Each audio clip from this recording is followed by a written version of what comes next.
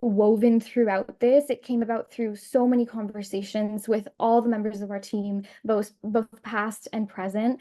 And it was really, as I wrote here, forged by blending experiential knowledge with evidence-based perspectives from Indigenous, Black, and South Asian ancestors, and in particular these three groups because members of our team have ancestry to these groups or have connections or have relations with groups that offer, where we sought these teachings and really woven together, we felt like these were the collective groups' kind of vision come together in this framework, the rest, recovery, resistance framework.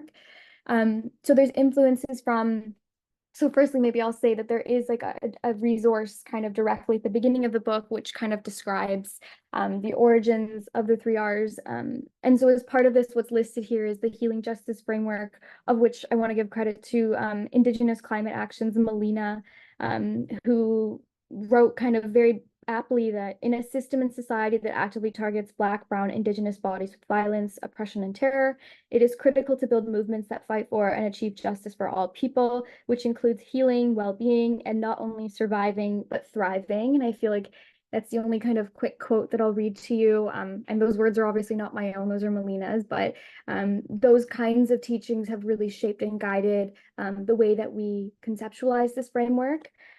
They've also been inspired by Dr. Jennifer Mullen and work in the field of decolonizing health and well-being.